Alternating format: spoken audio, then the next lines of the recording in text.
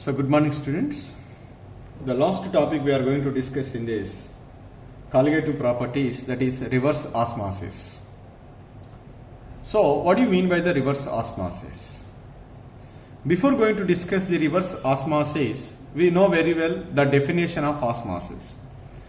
What is osmosis? Flow of solvent molecules into a solution through semi-permeable membrane is called as osmosis. Here, let us take the two compartments which are separated by SPM. In the first compartment, I will take the solvent. In the second compartment, I will take the solution. Obviously, what is happened? Normally, the flow of water takes place from pure solvent to solution. As a result, the level of the solution increases. When you are applying the pressure on this one, that is osmotic pressure, then what is happened? The osmosis stops. When this much of pressure is applied on the solution side, so there is no flow of solvent molecules from the pure solvent compartment to solution. That means this is a pressure can be stopped the osmosis. That pressure we called as osmotic pressure. Suppose if you are applying the pressure is greater than osmotic pressure, what is happened? When you are applying the pressure greater than osmotic pressure, there is a flow of water molecules from solution compartment to which one? Pure solvent compartment. This is greater than pi. This is okay. No. When you are applying the pressure greater than osmotic pressure, there is a flow of solvent molecules from the solution compartment to pure solvent compartment. This process is called as reverse osmosis. Just we do the process of osmosis reverse. How do you make this process reverse? We can apply the pressure greater than osmotic pressure on which side? Solution side. When you are applying the pressure greater than osmotic pressure on the solution side, there is a flow of water molecule from the solution to the pure solvent compartment. What is osmosis? Flow of solvent molecules from pure solvent to solution. But because of applying the greater than osmotic pressure, what is happened? The process is completely reversed. Now, here the solvent molecules is moved from solution compartment to pure solvent compartment. So, the opposite to the osmosis process takes place. That's why that process is called reverse osmosis. So, that's why I write here the pressure of osmosis. The process of osmosis can be reversed. Can be reversed if a pressure larger than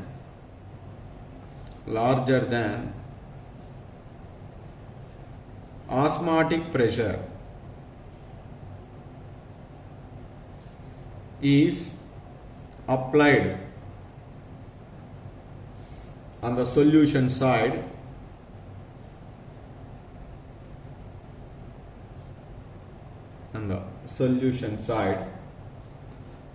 what is happened? The solvent starts moving from solution towards the pure solvent,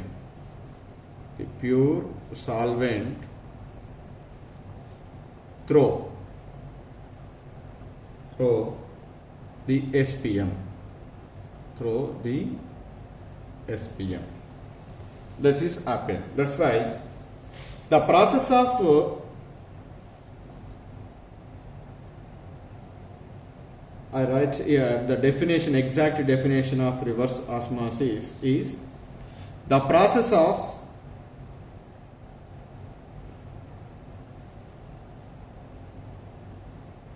movement of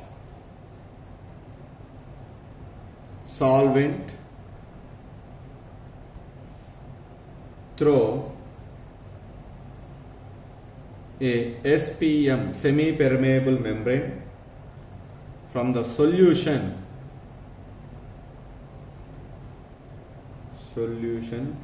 to the pure solvent by applying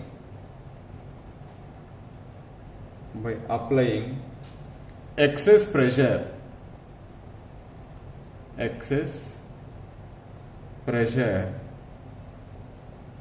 on the solution side. On the solution side is called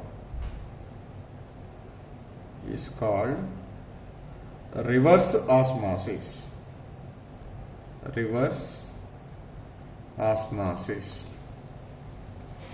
So this is the process of osmosis can be reversed when we are applying the excess pressure on the solution side. As a result, there is a flow of solvent molecules from solution to the pure solvent. So that process is called reverse osmosis. So one important application is there for the reverse osmosis, that is desalination of seawater. Desalination of seawater.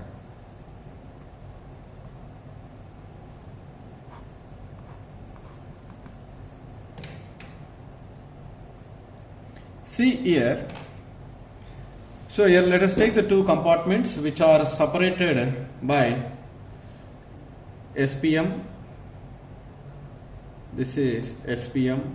In the first compartment we are taking the fresh water, and in the second compartment we take the sea water. So normally what is happened, there is a flow of water from fresh water to sea water. So that is I write here, the water moves to sea, from fresh water to sea water. So this process is called as osmosis. This is osmosis. When the water is moves from fresh water to sea water, the level of the sea water is what happen? Increases. When you are applying the pressure on the solution side, that is equal to the osmotic pressure, what is happen? There is no flow of water from fresh water compartment to sea water compartment. That is if you are applying the pressure equal to the osmotic pressure. Suppose if you are applying the pressure on the solution side greater than osmotic pressure, then reverse osmosis takes place. That is, the water is moves from sea water to fresh water. Water moves from sea water to fresh water. This is the direction of water. Now here the direction of water is like this. Now only the SPM, what is the function? It can be allowed only solvent molecule. That's why sea water means it containing the salts and water. So when you are applying the pressure greater than osmotic pressure, there is only flow of solvent molecules through the SPM from sea water compartment into fresh water compartment. So what is happened normally in the fresh water, the level of the water is increases. If you are continuously applying the pressure greater than osmotic pressure, the water which is present in the sea water is completely squeezed out. Only salts are left in the sea water compartment. Whatever the water molecules are present, all those water molecules are coming into the fresh water compartment. As a result, so here this water level is increases, that will be coming out from the solution. So here we are collected the water. So this is water we are collected, that is used for the various purposes, like for drinking purposes or for cooking purposes, like that. So we are removing the salt from the sea water. As a result, we are getting the fresh water. That fresh water will be utilized for our regular needs. So that means here, how do you convert the sea water into the usageable water for our regular needs? Just by the name of a process, what is that? Reverse osmosis. What is reverse osmosis? If you are applying the pressure greater than osmotic pressure on the solution side, there is a flow of water molecule or solvent molecules from the solution to the pure solvent water. So that process is called as reverse osmosis. So that's why the reverse osmosis is always useful to the desalination of a water, that is it can be remove the undesirable salts which are present in the sea water. So then whichever the water is obtained, that is said to be the pure water which is used for the various our purposes. So this is about the reverse osmosis. This is the application of a reverse osmosis. So till that we have discussed the 4 colligative properties. The 4 colligative properties are relative lowering of vapor pressure, elevation in boiling point, diffraction in freezing point, and osmotic pressure.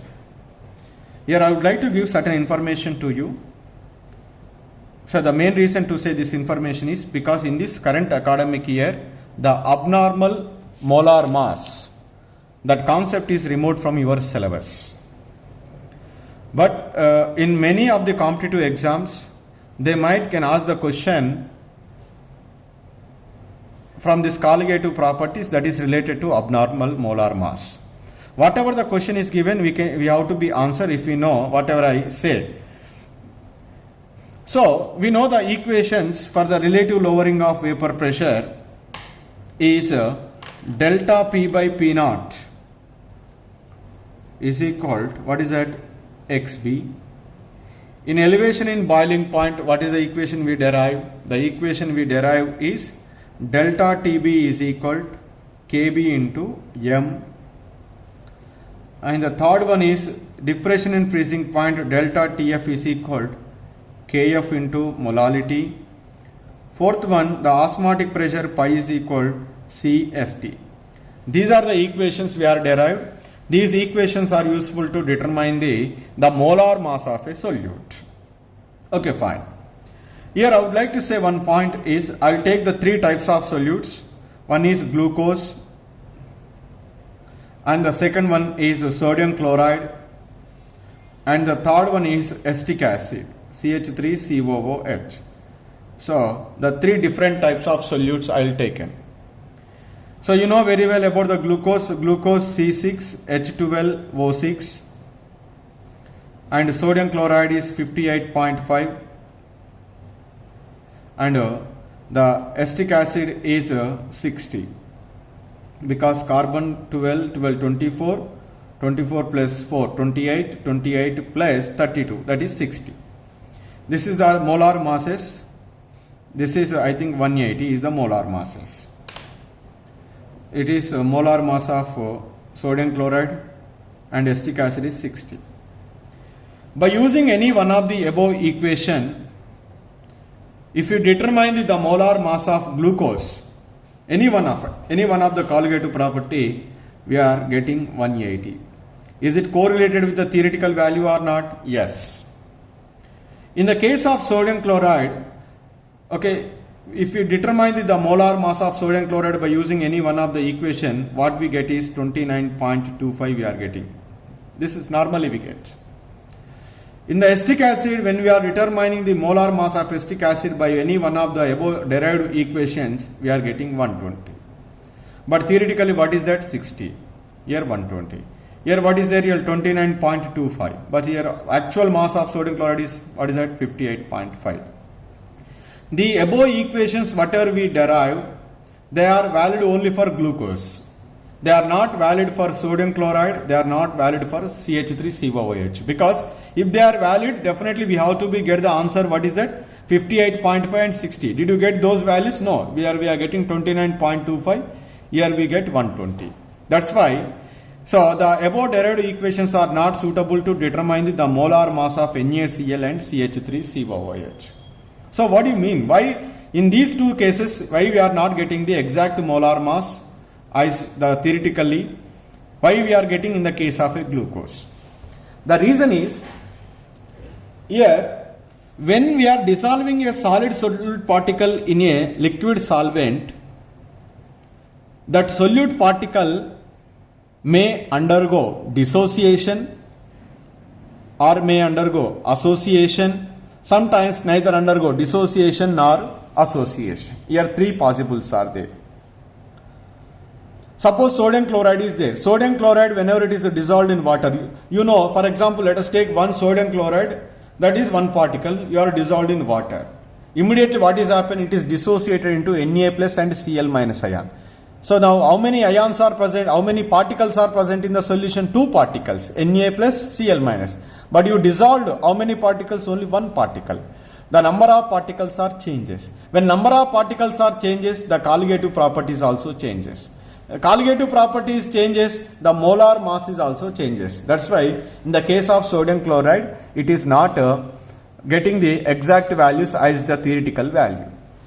CH3COOH, acetic acid. Let us take two acetic acid molecules. Two acetic acid molecules are dissolved in water. So before dissolved, you are dissolving two particles. But when dissolved in water, immediately they can be associated to form only one particle. Because of hydrogen bonding between acetic acid and acetic acid molecule, two particles combined together to form one particle. Before dissolving, you are dissolving two, but in the solution, how many particles are present? One particle. That's why, as you are theoretically calculated, you are dissolved two. That's why, according to that one, you are derived, you are getting 60. But actually, practically, what is there? Two particles become one particle. When the number of particles are changes, the colligative properties also changes. So that's why once the colligative properties are changes, the molar mass is also changes. That's why you are getting 120 instead of 60. And that means whenever a solute particle is undergo either association or dissociation, the number of solute particles may also undergo change. That will be affecting the colligative properties. As a result, we are not getting the exact molar masses as you are expected in the case of the solutes which are undergo either association or dissociation. But when you are dissolving glucose, suppose let us take the 10 glucose molecules, the 10 glucose molecules are dissolved. So before dissolve, after dissolve, the number of particles present in the solution are same because you are dissolved 10, theoretically 10. In the dissolved in the solution also 10 will be present because the glucose does not undergo either association or dissociation. That's why as you are expected, you are getting the molar mass in the case of a glucose. That's why here I would like to say these solute particles are two types. One is non-electrolytes, and another one is, what is that? Electrolytes. What is that? Electrolytes. In case of non-electrolytes, always we are getting the exact values, but in the electrolytes, some electrolytes may undergo which one? Association, and in some cases, what is it? Dissociation. When dissociation takes place, the number of particles are more in number. When association takes place, the number of particles are less than the expected. So that's why in the case of the electrolytes, these equations are not suitable to determine the molar mass of a solute. But in the case of a non-electrolytes, it is suitable. That's why in order to apply these equations for determination of a molar mass of a solute, definitely there should be a need certain modification. That is modification we can do with one that is called want of factor. What is it? Want of factor. So this want of factor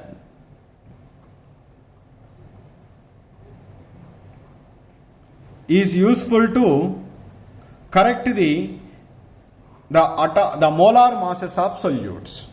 So that's why all the equations delta P by P naught is equal to I into XB, delta TB is equal to I into KB into M, delta TF is equal to I into KF into M, pi is equal to I into C into S into T.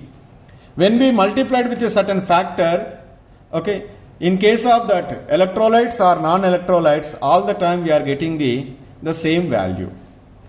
So now, in the case of non-electrolytes, in case of the very first point you need to be remembered, in case of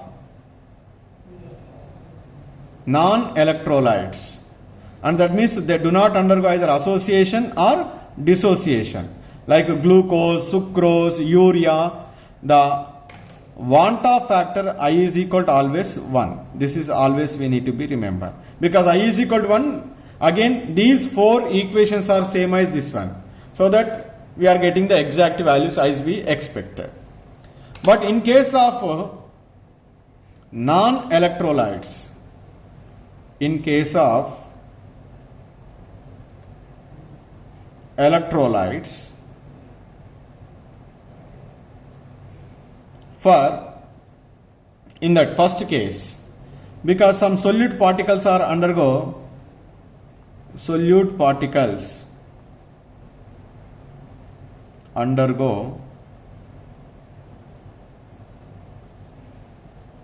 dissociation. What is it? Dissociation. In that case, I is equal to N. I is equal to N. What is N? Where N is equal to number of ions present in the solution. I is equal to number of ions present in the solution. Number of ions are formed.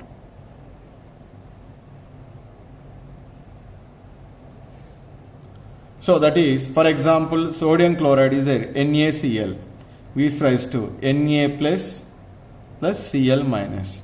In this case, I is equal to 2, because one Na plus one Cl minus. Suppose CaCl2 is there, calcium chloride. What is that? Ca plus 2 Cl minus. One calcium plus 2 chloride ions. So that I is equal to what is it? 3.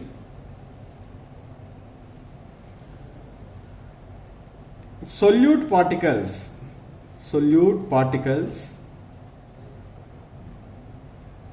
undergo association.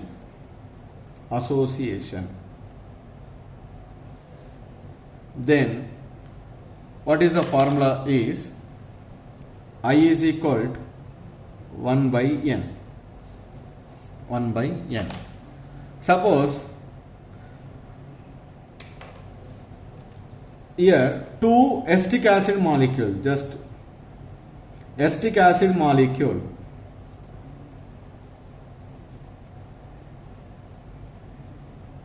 exist as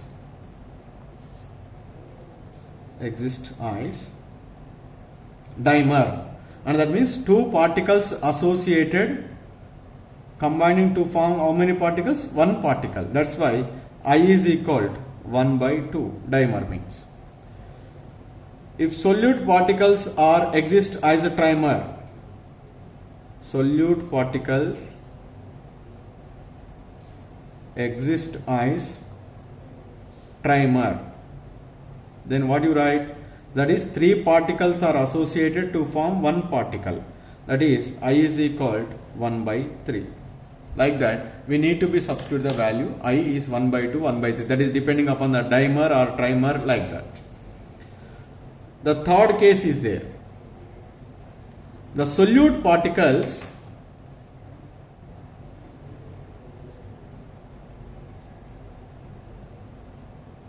undergo partial dissociation. In that case, I is equal to 1 plus alpha into N minus 1. That is the formula to calculate the Vanta factor. N means, just now say, association means whatever the number of ions are formed, 2 or 3 are. Suppose 0.50% dissociated, that means 0.5 you can apply here. 60%, so that's why 0.6 is alpha, like that. This is the formula is useful to calculate. Now, the fourth case, D. Solute particles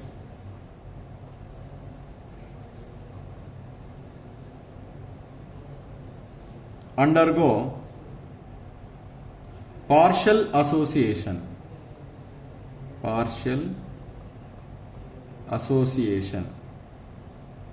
then I is equal to 1 minus alpha into n minus 1 by n. This is the formula is useful to calculate this is. Alpha is how much percentage? 60% means 0.6, 70% means 0.7, 25% means 1 by 4, that is 0.25. Like that we can substitute alpha. N means, suppose here exists as a trimer, that is n is equal to 1 by, that is 3 particles will be associated together to form, n means 3. Here dimer is there, then you can write as 1 by 2 minus 1, like that you write. So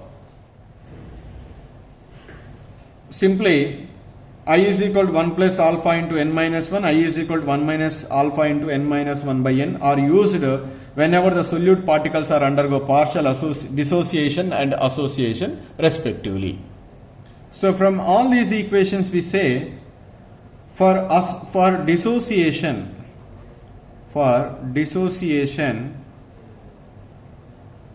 the want of factor is always greater than 1, because 1 plus means always we are getting the 1. For association 1 minus means always want of factor is less than 1. We need to be remembered. This is also the another important point. Okay. So totally the 4 formulas. One is when the solute particle is undergo dissociation, the want of factor I is equal to n, where n means number of ions are formed. If it is undergo association, then I is equal to 1 by n, that means the number of particles are associated. Dimer means 1 by 2, trimer means 1 by 3, because 3 particles associated together to form 1 particle. It is undergo complete dissociation or association. Sometimes may not be undergo complete dissociation or association. If certain percentage is undergo dissociation, then what is the formula to calculate the want of factor? I is equal to 1 plus alpha into n minus 1. Alpha is percentage. 50% means 0.5 you have to be substitute. What is n? The number of ions are formed. Here solute particles undergo partial association. Then what is the formula to calculate the want of factor? 1 minus alpha into n minus 1 by n. Alpha is percentage. If 50% means 0.5. 25% means 0.25. N means the number of particles associated. 3 particles or 2 particles. If 2 particles are associated, then n is equal to 2 you have to be substitute. That's why these are the equations we are useful to calculate the want of factor. And here for non-electrolytes, that is do not undergo either association or dissociation.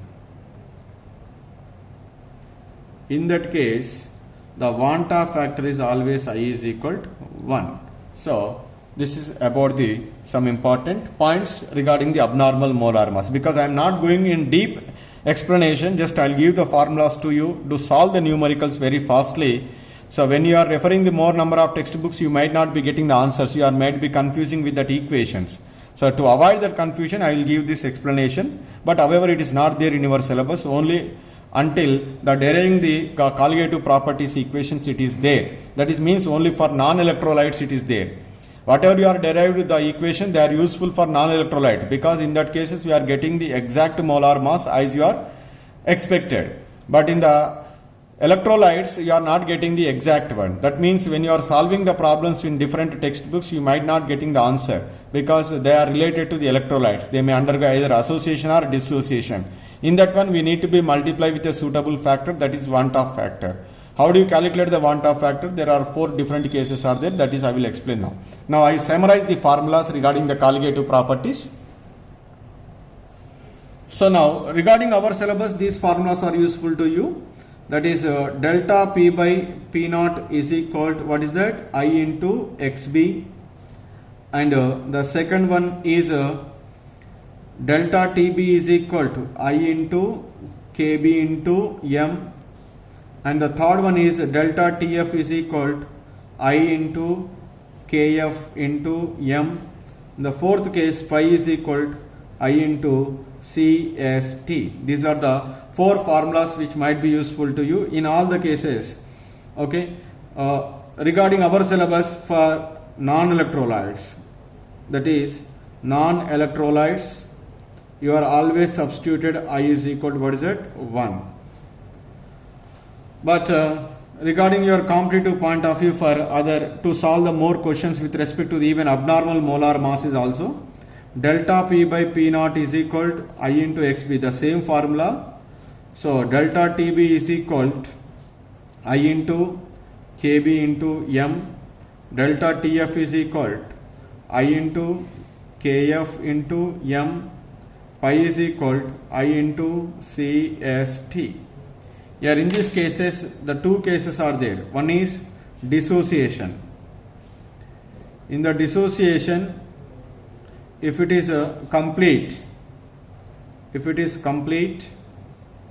then what is the formula is I is equal to 1 by N, where N is number of ions are formed. If it is partial dissociation, what is the formula? I is equal to 1 plus alpha into N minus 1. Alpha is percentage, 50 means 0.5, 20 means 0.20, N means the number of ions are formed. The second case is association. So association means here also complete association and partial association. Here the formula I is equal to 1 by N. So that means in the question might be given, it is exist as a dimer. That means I is equal to what is that? 1 by 2. Trimer. So then I is equal to what is that? 1 by 3. Tetramer. Then what do you write? I is equal to 1 by 4.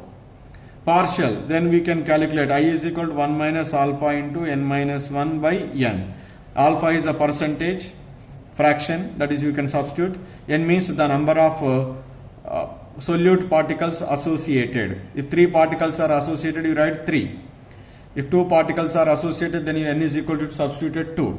So these are the formulas are useful to calculate the molar mass of solute. So but in our syllabus this is there, mostly related to this one. I is always is what is that? 1. That related questions they might be asked in your semester examinations. But when we see the competitive point of view, so here we need to remember these formulas also. This is about the solutions and colligative properties.